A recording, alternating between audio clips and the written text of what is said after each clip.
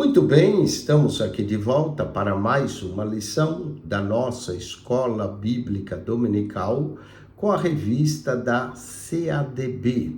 Nesse trimestre, nós estamos estudando o profeta Jeremias e hoje iremos abordar Jeremias capítulo 25 ao 29.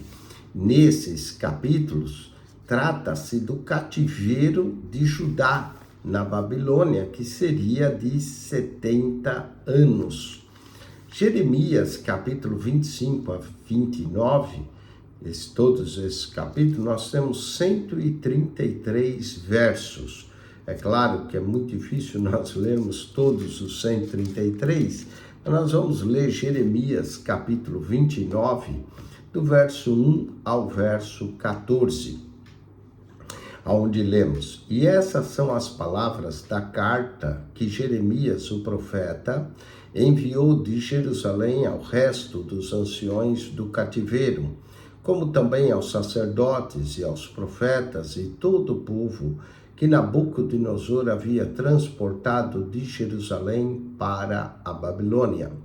Depois que saíram o rei Jeconias e a rainha e os eunucos, os príncipes de Judá e Jerusalém, e os carpinteiros e os ferreiros de Jerusalém, pelas mãos de Elasa, filho de Safã, e de Gemarias, filho de Ilquias, os quais Zedequias, rei de Judá, tinha enviado à Babilônia, a Nabucodonosor, rei da Babilônia, dizendo: Assim diz o Senhor dos Exércitos, o Deus de Israel, e todos os que foram transportados, que eu fiz transportar de Jerusalém para a Babilônia.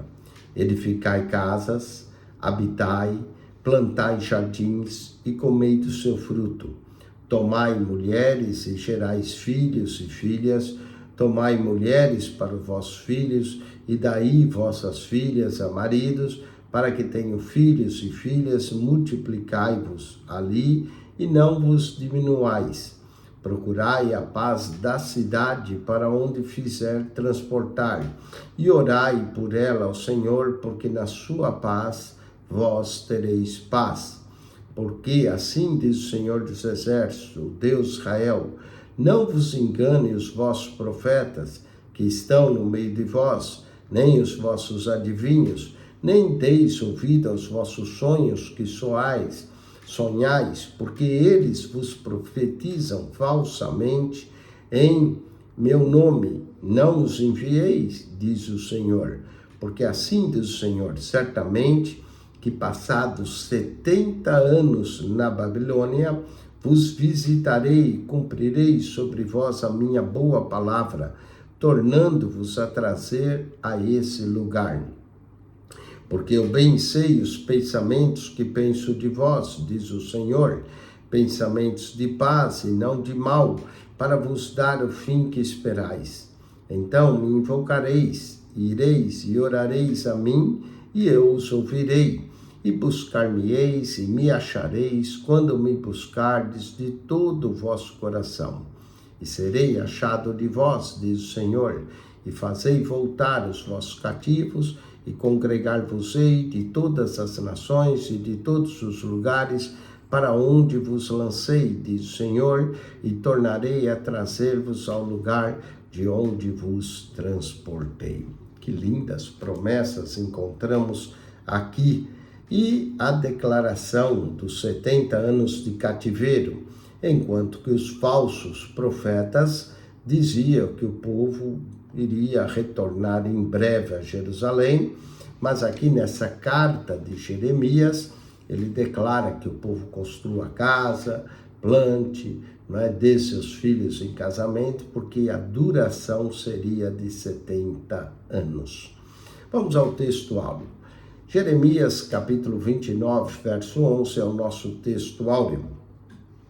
Porque eu bem sei os pensamentos que tenho a vosso respeito, diz o Senhor, pensamentos de paz e não de mal, para vos dar o fim que desejais.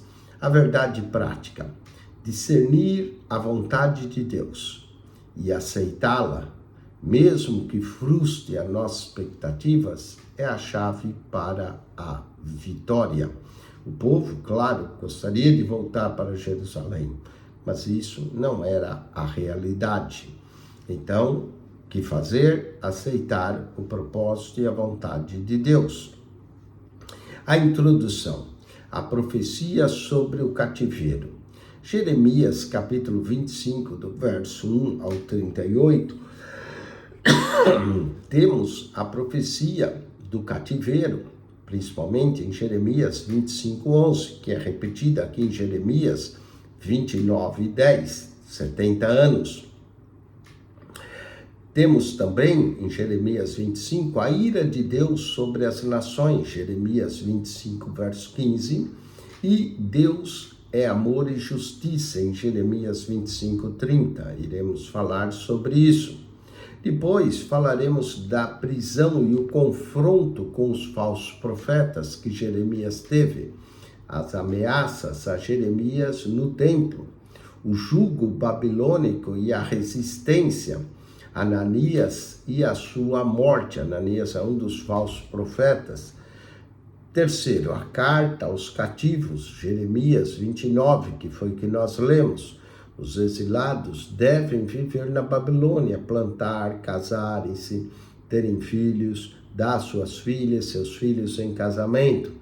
A promessa de restauração após os 70 anos e o julgamento dos falsos profetas em Jeremias 29, verso 21. Depois falaremos da aplicação pessoal dessa lição para nós aplicarmos a nossas vidas. Vamos à introdução desse texto. Os capítulos 25 a 29 do profeta Jeremias apresenta-nos a profecia dos 70 anos de cativeiro. Mostra aqui a soberania de Deus sobre as nações e o conflito entre Jeremias e os falsos profetas. O profeta Jeremias anuncia o juízo divino, adverte sobre a necessidade de submissão a esse juízo, a Babilônia, e exorta os exilados a viver em paz até a restauração prometida por Deus. A carta de Jeremias aos cativos reafirma que Deus tem planos de esperança para o seu povo e que mesmo no exílio, Deus, continua guiando aqueles que o buscam de todo o coração. E buscar-me-eis e me achareis quando me buscardes de todo o vosso coração. Vamos à profecia sobre o cativeiro em Jeremias. Então, Jeremias anuncia o juízo divino sobre Judá e também sobre as nações vizinhas. Deus decreta 70 anos de cativeiro, de exílio na Babilônia, destacando sua soberania e o propósito disciplinador para restaurar o seu povo. 70 anos de exílio, Jeremias 25, 11. Toda essa terra virá a ser um deserto e um espanto entre as nações, e servirão o rei da Babilônia 70 anos. O fato de Jeremias anunciar o exílio babilônico como juízo de Deus e de dar especificar o período de 70 anos como tempo estipulado para o seu cumprimento, mostram que Deus controla a história. O profeta havia pregado por 23 anos, chamando o povo ao arrependimento na sua mensagem, e foi ignorada.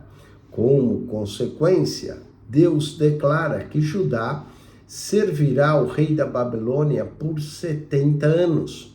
Esse detalhe só é mencionado 3 vezes na Bíblia, em Jeremias 25, 12, Jeremias 29, 10 e Daniel 9, 2, que entendeu pelas profecias de Jeremias que os 70 anos havia se cumprido.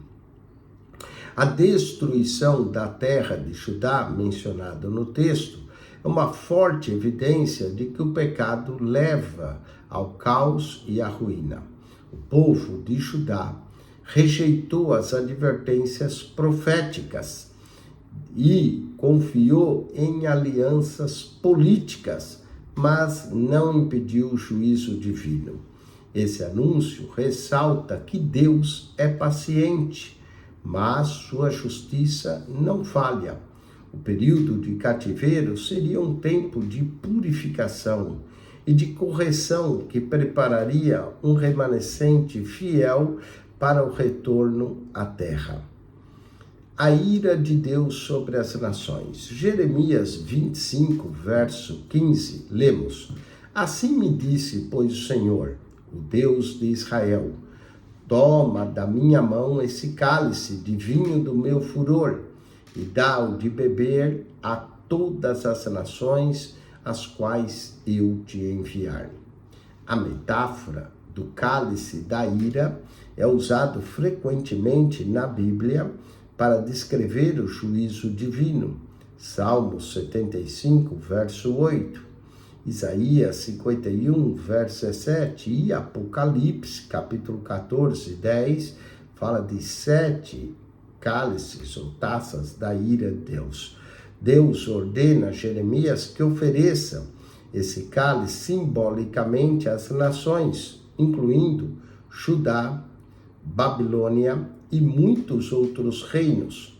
Isso demonstra que, embora Babilônia fosse também o instrumento do juízo divino contra Judá, ela também seria julgada no tempo determinado, no fim dos 70 anos.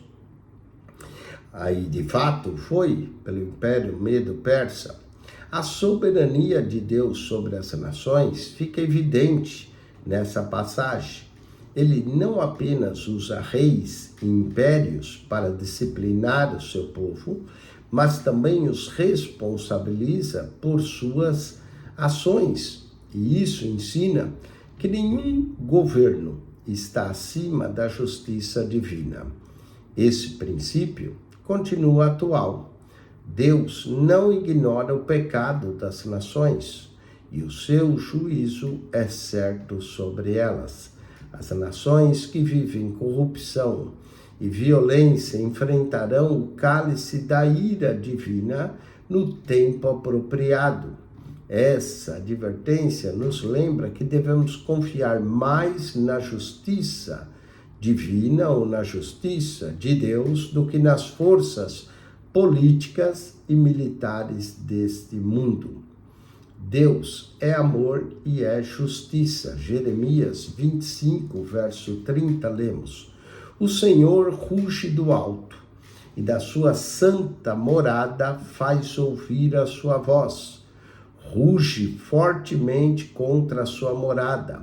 Dá o seu brado com que pisam as uvas contra todos os moradores da terra.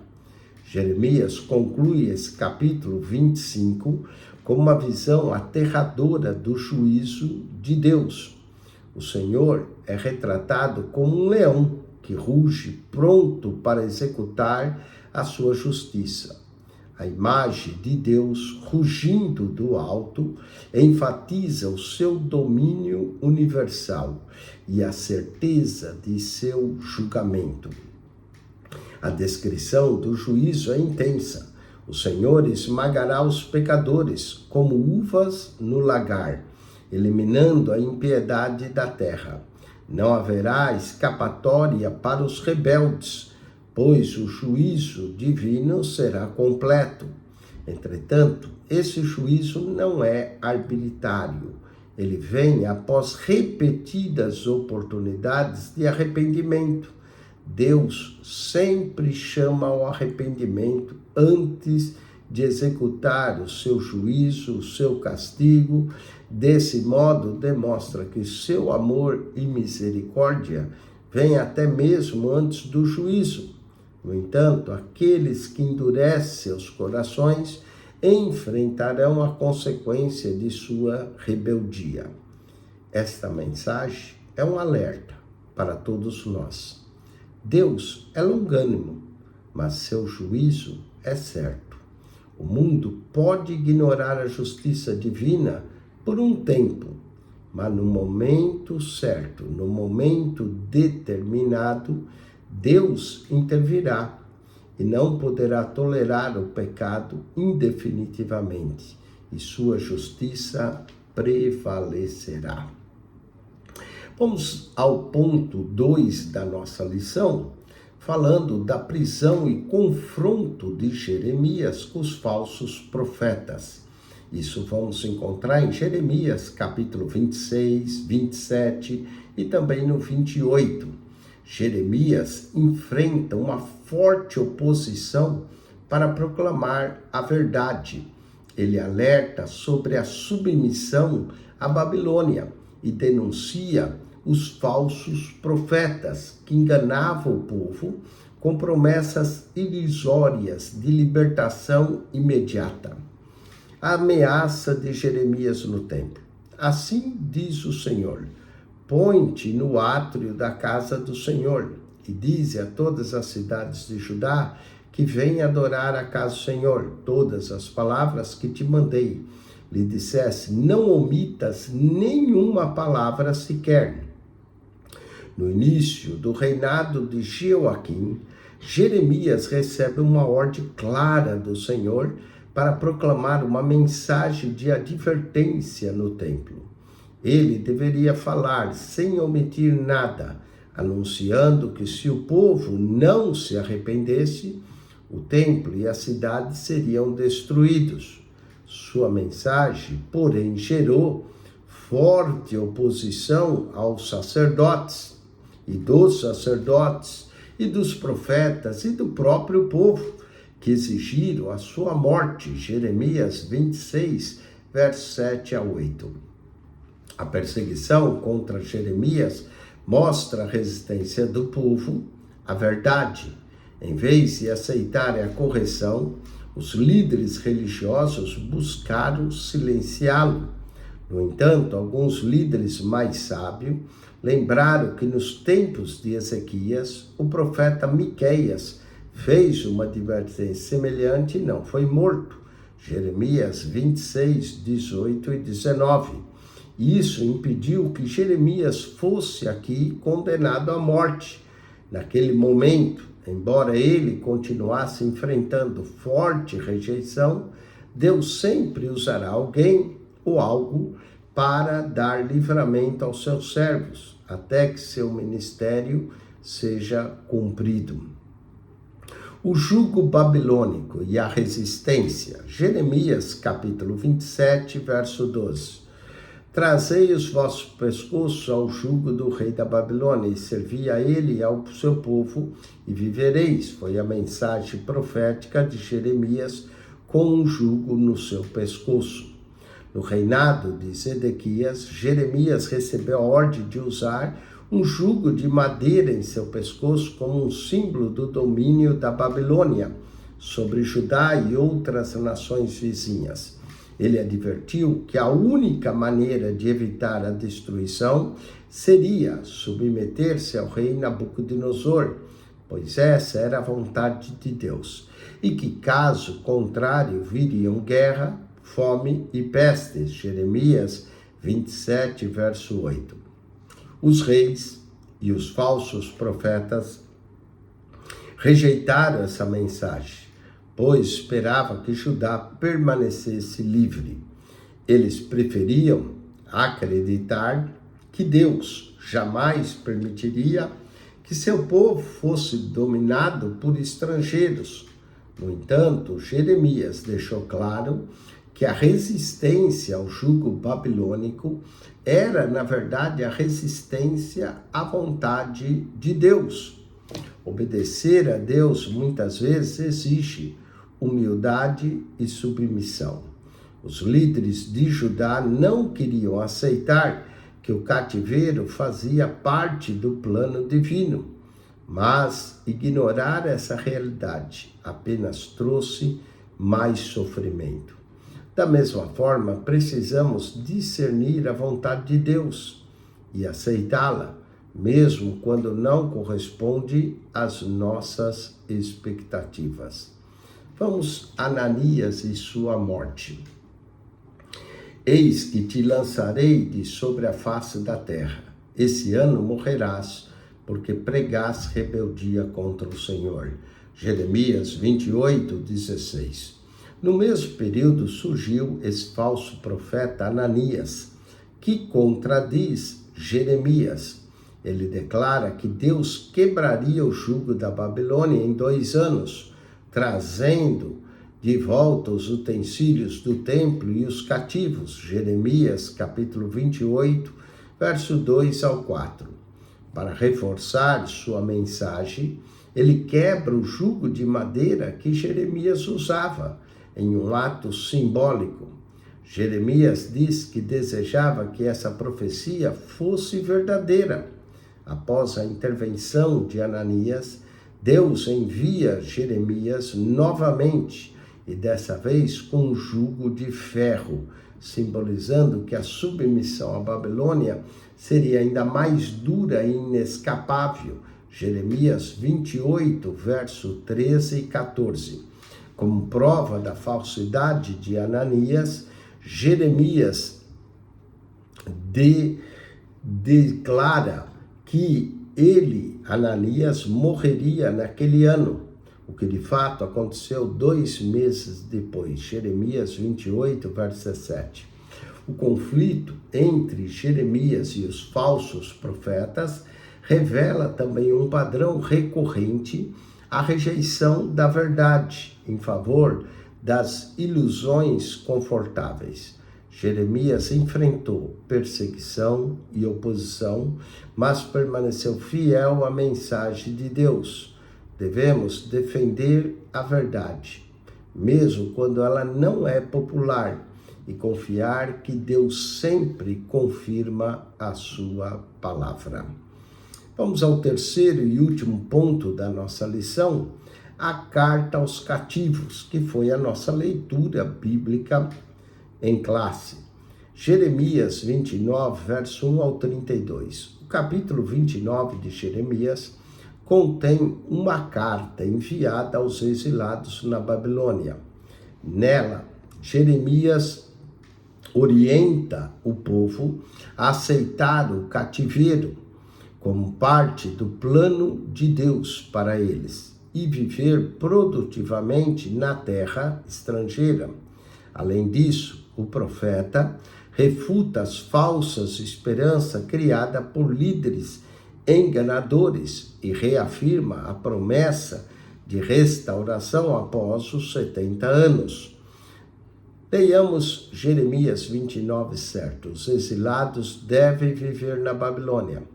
Procurai a paz da cidade para onde vos desterrei, e orai por ela ao Senhor, porque na sua paz vós tereis paz. Deus ordena aqui aos exilados que se estabeleçam, que trabalhem, que construam casas, que formem famílias e busquem a paz da cidade onde estavam. Ao contrário do que esperava, a restauração não seria imediata e eles deveriam viver normalmente na Babilônia. A ordem de orar por seus opressores mostra o bem-estar dos exilados, estavam ligados à prosperidade da cidade. Essa instrução contrariava a expectativa dos judeus, que ainda esperavam uma libertação rápida. Deus os ensina a confiar nele e a viver com esperança, mesmo em meio à disciplina. Isso nos ensina que devemos confiar em Deus e em qualquer circunstância e lugar, sabendo que Ele tem um propósito em cada situação. A promessa da restauração, Jeremias 29, verso 11. Eu sei os pensamentos que tenho a vosso respeito, diz o Senhor, pensamentos de paz e não de mal, para vos dar o fim que desejais. Deus reafirma que o cativeiro duraria 70 anos, mas que depois disso ele traria seu povo de volta à terra prometida. O verso aqui revela que os planos de Deus são de paz e esperança, e não de destruição. A restauração estava condicionada à busca sincera por Deus. Portanto, o povo deveria invocá-lo, orar e demonstrar arrependimento. A disciplina do exílio tinha um propósito: levar Israel de volta à fidelidade ao Senhor. E isso nos ensina que Deus permite provações para nos aperfeiçoar. Em meio às dificuldades, devemos confiar nele, sabendo que sua vontade é sempre para o nosso bem. Falemos ainda do julgamento dos falsos profetas. Jeremias 29, verso 21. Assim diz o Senhor dos Exércitos, o Deus de Israel, acerca de Acabe, filho de Colaías, e de Zedequias, filho de Maaseias, que vos profetizaram falsamente em meu nome. Eis que os entregarei na mão de Nabucodonosor, rei da Babilônia, e ele vos ferirá diante dos vossos olhos. Jeremias aqui condena os falsos profetas, Acabe e Zedequias, que enganavam o povo com promessas de um retorno imediato. Deus declara que eles seriam entregues a Nabucodonosor e mortos. Além disso, Semaías tentou desacreditar Jeremias, enviando cartas ao templo em Jerusalém. Como resposta, Deus declarou que ele e sua descendência não veriam a restauração prometida. Jeremias 29, 31 ao 32. A carta de Jeremias aos exilados ensina que mesmo em tempos difíceis, Deus tem um plano de restauração. Ele chamou o seu povo a viver em fidelidade na Babilônia, prometeu um futuro de esperança e alertou contra os falsos profetas. Os exilados que acreditaram nessas mentiras se rebelaram contra a vontade de Deus e sofreram as consequências.